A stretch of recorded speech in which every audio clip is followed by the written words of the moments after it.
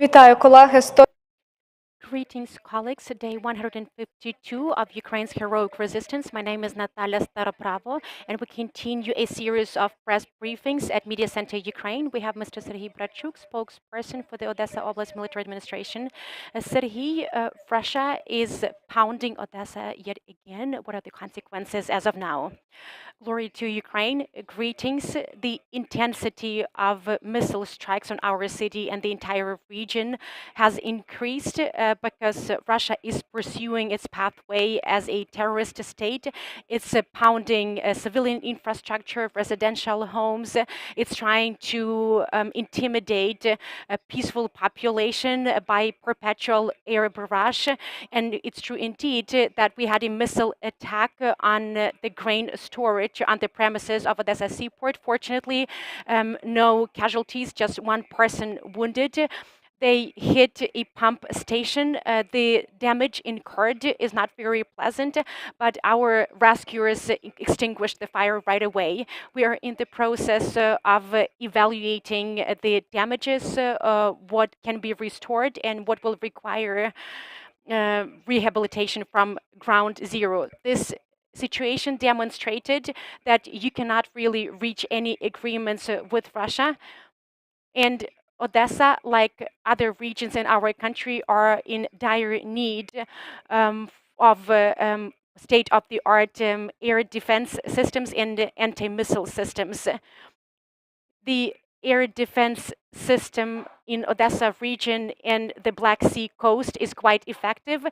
We are improving and refining it day in, day out, but it's not sufficient. That said, as you can see, our air defense forces work excellently.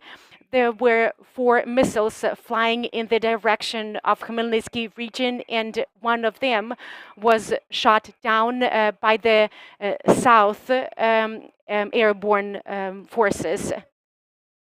After this cynical attack by Russia, what will the impact be on the unblocking of Odesa seaports and grain storage itself? Here I can refer to the data of the line ministry. This issue is still a work in progress. They are working on putting together some vessel caravans, and these vessel caravans will be in charge of delivering on the commitments assumed within agreements reached between Russia, Ukraine, Turkey, and UN.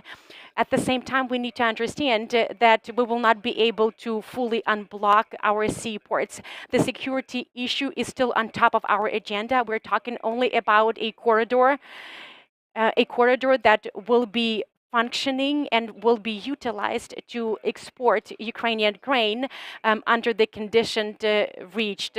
All the safety and security factors have been taken into account. We are not planning to fully open Odesa seaports and let the enemy take advantage of them. So we will definitely do everything possible to prevent the enemy from using this situation for military purposes. For several weeks in a row, we've been hearing about counter-offensive. This is something that we are bracing ourselves for. There is a clear-cut rule that we are adhering to. We do not really want to impede Ukraine's armed forces in fulfilling their tasks, and we should not really create too much media pressure around it. The fact that Kherson and Kherson region will be liberated is something that we will hear from our armed forces. We just need to do everything possible to help Ukraine's armed forces do their job. We have full faith in our army. Odessa continues its assignment as well. Transnistria, Moldova, we are tracking down the situation. Our armed forces have some combat tasks there as well. We will not allow for any provocations on the part of the Russian forces deployed on the territory of Transnistria. Our troops are ready to repel any attacks. There's another important front that we should not brush aside. Agrarian front, our agribusinesses have already harvested almost 2 million tons of grain. We are also harvesting in the northern parts of our region, and if we have grain, then we will be able to meet domestic needs, and I'm certain that we will have the harvest that we will be able to export it to other countries globally. As I have already mentioned, this is our resource, this is our asset. It's all about our defense and support for Ukraine's armed forces. With regard to Kherson, we hope for the better, but let the Ukrainian army do its job. We have a question from the audience. Andriy Shevchenko, Media Center, Ukraine. I would like to revert to the topic of grain exports as well as the exports of other Ukrainian products. To the best of our understanding, we already have some exports taking place via the Danube River, but there will be a greater need for a border crossing via the Danube ports to Moldova and Romania. What are some new possibilities for Odesa region in the near future? Andriy, thank you for the question.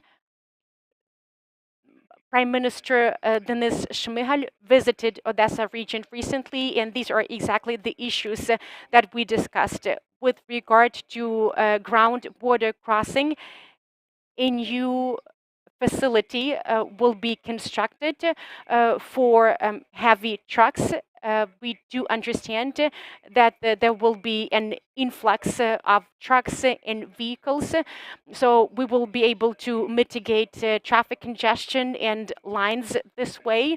Logistics will be improved. After Snake Island was liberated, we can also see an influx of civilian vessels. So logistics is being refined and streamlined. You might think that it's not possible to invent anything new right now, but we are continuously looking for new routes. At the same time, we do understand that most exports should take place through the Black Sea, and I really hope that we will succeed. Serhii, after Russia pounded Odesa Seaport, what are the sentiments and moods among the local population, and what is the overall security situation? Well, as for the moods and sentiments, I cannot really mention everything on air, but I think you understand what I mean. The mood is anxious. We are in the midst of the war. People do understand that this war is still raging on. It's around the corner, basically. The infrastructure of the city and the entire region is functioning properly. Our businesses have reformatted to operate during wartime. I'm talking about small and medium businesses in the first place. Some jobs have been lost, no doubt, but the approach is as follows. There are some specialties and some workplaces that are much needed in our region, and so local residents and IDPs can contribute to the local economy. Unfortunately, businesses cannot offer high salaries right now, but jobs are there, and there is employment possibilities for people. We have IDPs, we have thousands of them. We provide people with accommodation. We offer them relevant social packages. They are also offered jobs. If people have the desire, they can find a job, not maybe within their primary specialty, but they can still contribute to the defense of our region and Ukraine as a whole. We had Serhii Bratchuk, spokesperson for the Odesa Oblast Military Administration, and we will see you back here at 12:30. Valentin Badrak will be with us, director of the